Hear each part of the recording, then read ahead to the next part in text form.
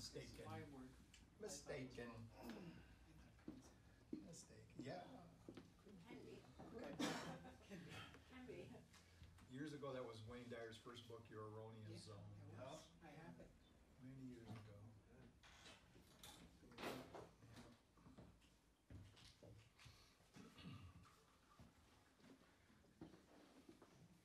So as we have said many times, heaven is like good health care. Everybody in, nobody out. Why is that such a hard concept? I saw a study a couple of days ago that said in Europe and in Canada, and by the way, their healthcare isn't perfect. I mean, people complain about it because they have to wait sometimes for stuff, but here's the statistics that the healthcare costs the society as a whole 1/3 the amount. I mean, I'm talking about per capita, so not just because they're smaller, but 1/3. Healthcare costs 1/3 when it's a function of what the government decides to do. 1/3, and if you look at Canada, average life expectancy 3 to 4 years longer than us. What the heck is going on? Come on. Heaven is like good health care. Everybody in, nobody out. All right. Okay. That was just a little aside because I was thinking about healing, and my mind goes all over the place. I don't know what to do sometimes. It's just everywhere. So we the sign. See, I changed my mind in the middle of the sign. Priscilla's up there changing this. I don't know if you were up there changing it or not. But what does it say? It says let go, let God. That's a good one. You can always put that up. It's a good one. Everybody and most everybody when they go by they agree, except for those who say, oh, like my wife first said when she heard the idea. Yeah, so that means you're still not going to do anything. No, it doesn't. It doesn't mean that. It means that we're going to let go of what we can't do. And then leave that in the hands of this power greater than ourselves. And it also means, as in the meditation, where the affirmation that we said in the meditation, that through the divine power of elimination, I release all dis-ease, disorder, and dysfunction in mind and body. And you think, well, I don't even know that I had the power to do that. But this is one of the 12 powers of man. That's Charles Fillmore recognized over 100 years ago now. Well, just I think about 100 years ago he wrote it. So this power of elimination that's in us, and I know here. Okay, so here's the unsavory part of the message this morning. You can visualize this idea of that we have this power of elimination that's actually a divine power, our ability to release the negative, to release poisons, to release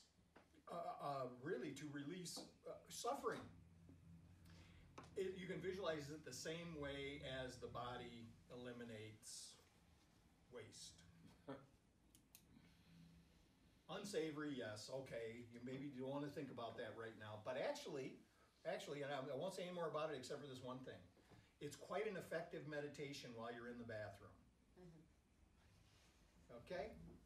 That's one place. To see, what I'm saying is to see anything else. When the body is doing it anyway, just visualize anything else that you don't want going right along with it. That's a good thing to do. See, so I'm telling you, so when I said get up here and say you can meditate anytime, anywhere, I mean it. So, okay, so this power is this ability to let these things go. And then in the recovery programs, we have this thing called the 7th step. And in the 7th step, this is what we do, is we use this power of elimination. We ask the God of our understanding to remove our shortcomings. It's the same thing. Okay, so this is the idea.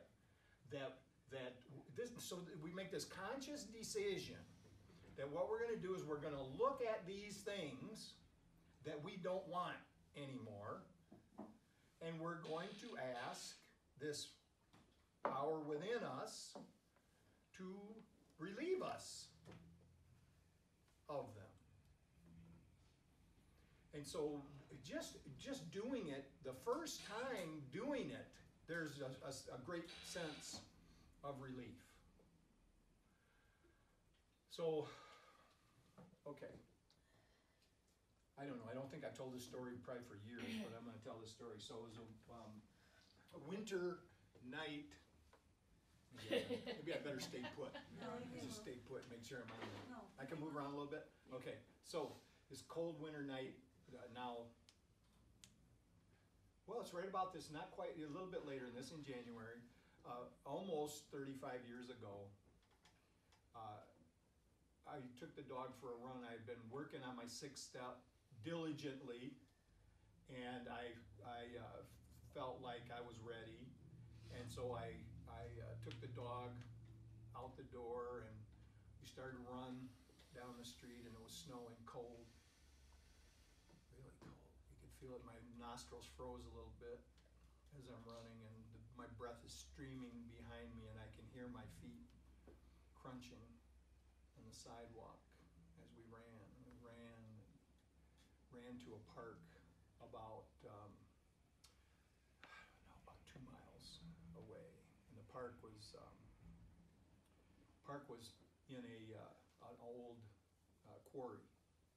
And so 3 sides of the park are just like caged off in the walls of the quarry. And I scrambled down the side with the dog and got into the middle, and the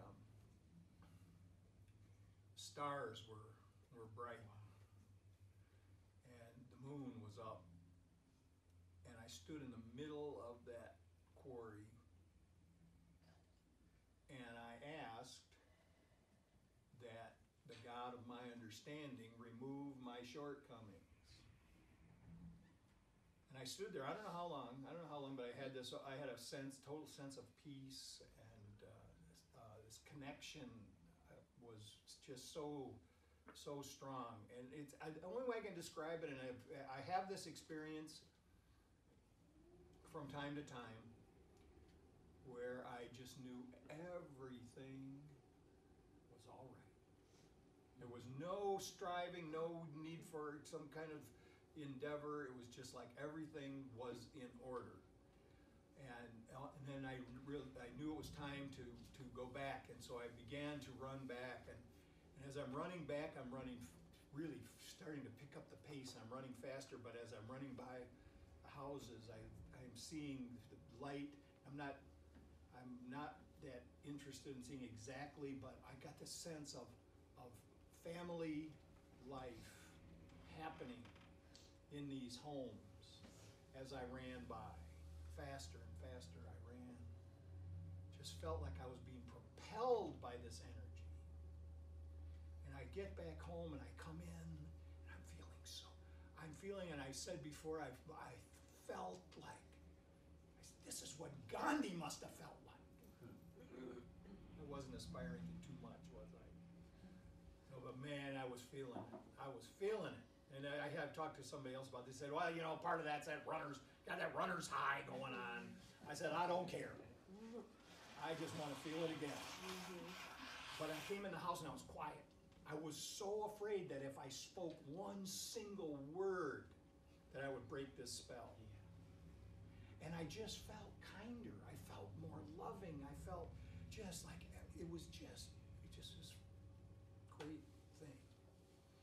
And so I was quiet the rest of the night. And it's the weirdest thing, because it's impossible. At that time, it's impossible to be quiet in my house. Everybody's on you. Their kids are on you.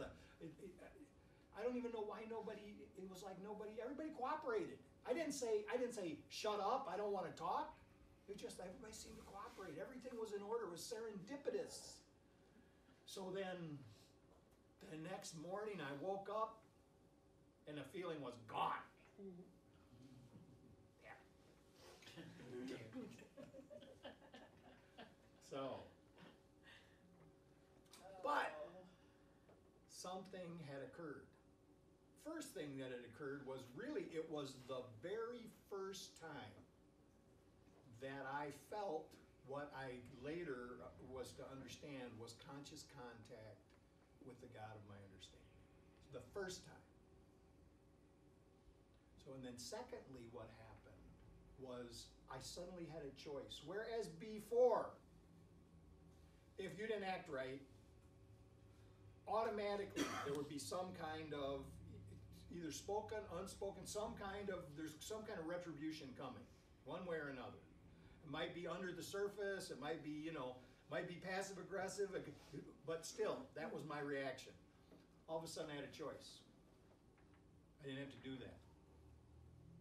Whereas before, if I saw someone having great good fortune, instead of being envious, I was able to be happy for their happiness. These things changed. The way my brain worked changed. And now, so I will tell you that through this, all of the years that have passed since then, that there have been times in my life when I have, kind of gone backwards. Because this was what I was told at the time. That once you've established that choice, where you're not operating automatically anymore, when you don't just snap at people, when you don't just go get what you want automatically, when you take a moment and consider the common welfare, once you're able to make that decision, the more you make the decision for goodwill, for the common welfare, the less it will occur to you not to. And this is what happened. And this is actually the action of the step. This is actually the action of that 7th step, how it works, how these shortcomings are actually removed, is through us making the choice that's now been provided. And so then, contra-wise, once the decision is made to go with self-will, it erodes. It begins to take away the power of decision. And I have had the experience a number of times in the intervening years where I make these decisions that are definitely based in self-will, and they seem to add on to themselves. And then pretty soon, in that area, I am operating automatically again. And automatically not for the good. So I think this is a marvelous thing. And when we see that this is a tool that is there for us, and this tool is actually what I said at the beginning, is this power that Charles Fillmore identified as this power of elimination, the ability that we have to eliminate, we cannot just by choice, by force of will, we cannot just make these things disappear. But through our will, through our decision-making process, we can shrink them. And the fact is that the God of our understanding is giving us the ability, giving us what someone shared with me once years ago, a moment of grace. That this is a moment of grace. And not grace in the way you may have been talked to before about it, that grace, some people's definition of grace is that it's undeserved, that grace is undeserved. That we are, so far beyond the pale, that we are so worthless, that God's grace is just given us, even though we don't deserve it, that we deserve much worse. This is not grace. Grace is deserved. It's just unearned. We don't have to do anything to get it. That this grace is always available to us. We just have to take it. We just have to take it. So, the power of elimination, I release all dis-ease, disorder, dysfunction in mind and body. Just visualize it happening. Just say it and visualize it happening. You can actually, if you don't like the bathroom thing, you can just see them flowing out your toes. All right.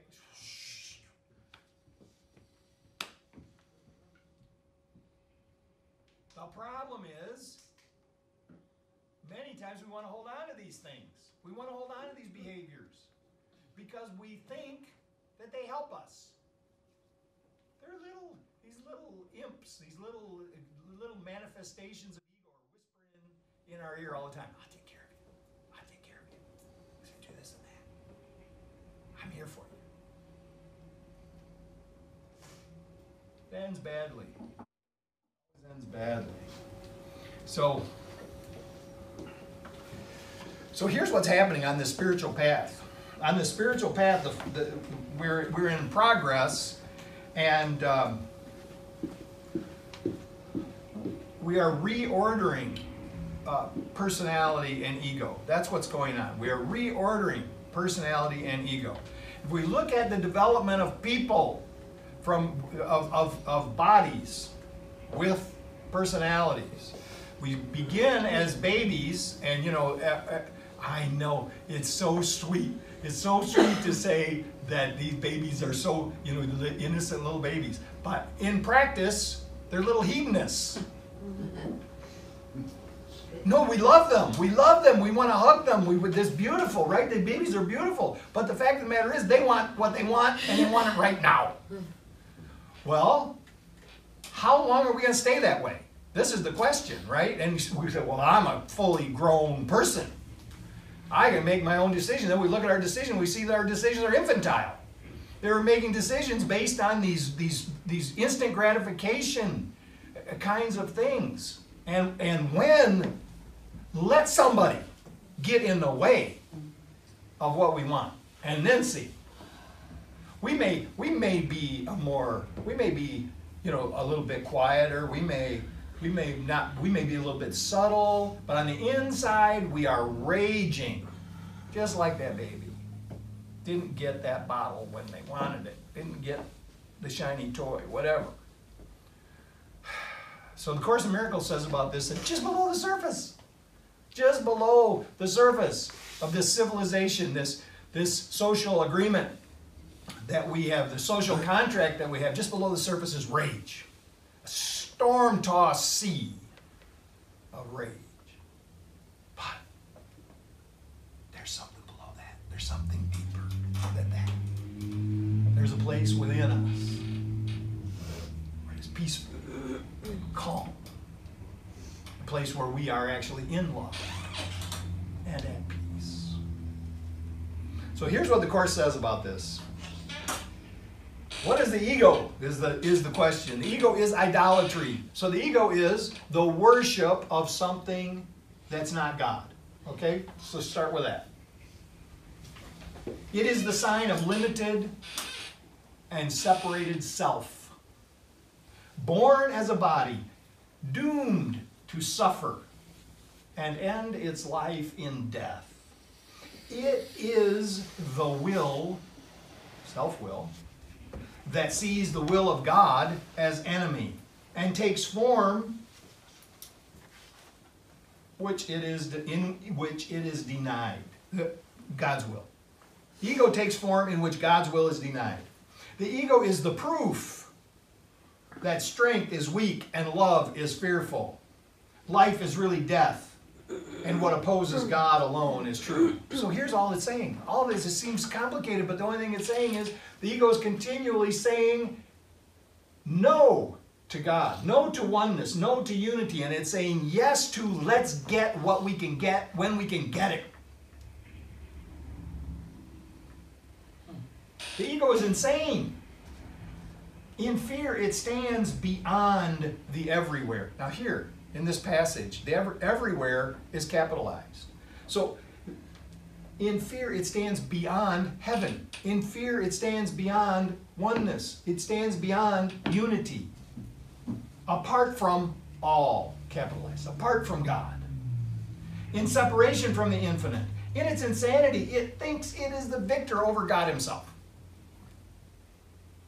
And in its terrible autonomy, it sees the will of God has been destroyed. It dreams of punishment.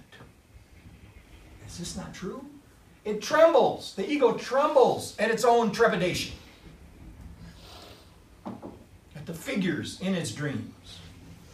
Its enemies who seek to murder it. Caravan's coming. Its enemies who seek to murder it before it can assure its safety by attacking them. This is the entire basis for war right here. Listen, I don't know.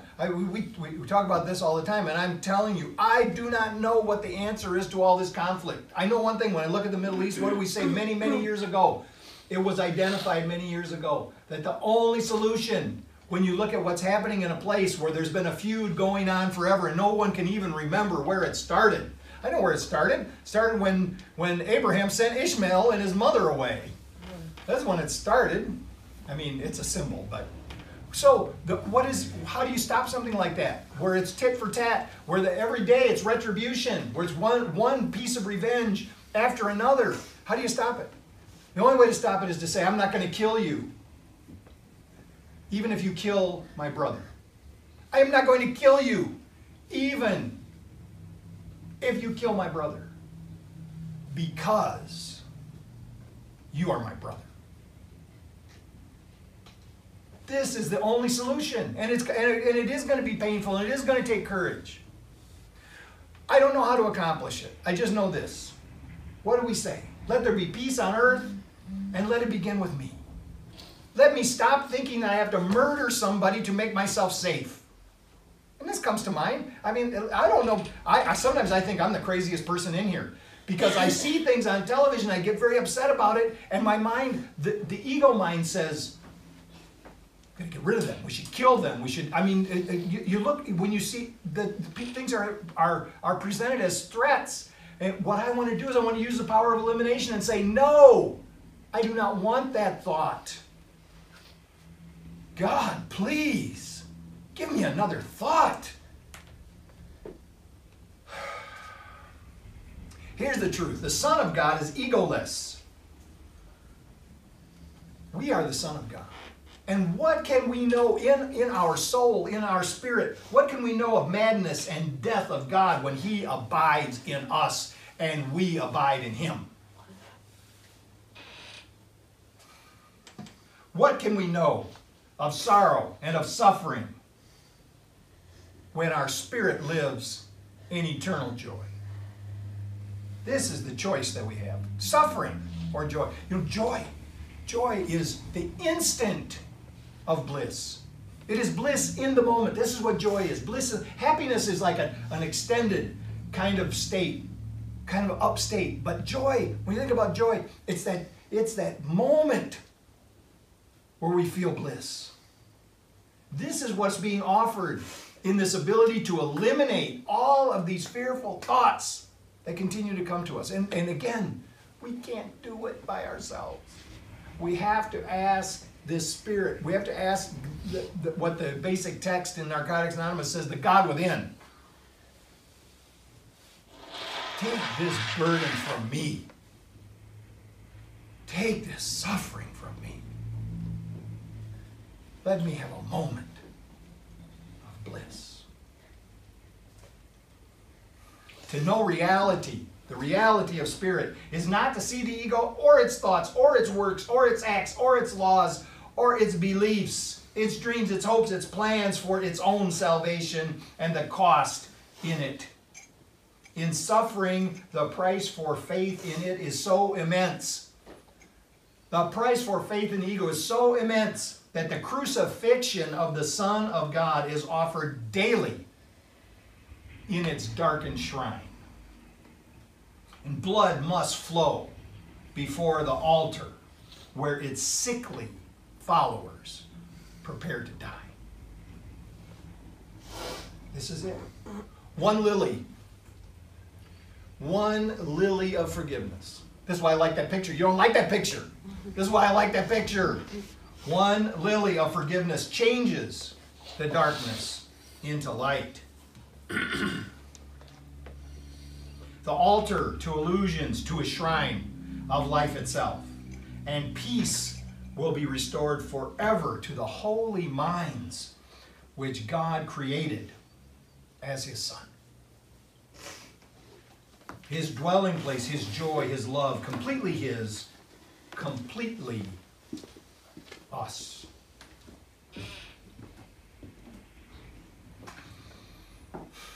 I don't think it's going to happen in a fell swoop. I don't think it's just going to happen as some kind of revelation, although some people have said they've experienced it. I've had revelations in the past that I thought were going to last and they didn't. But what I know for sure is day by day, decision by decision, I can move closer to the kingdom of heaven, to the kingdom of oneness, or I can keep suffering. That's enough.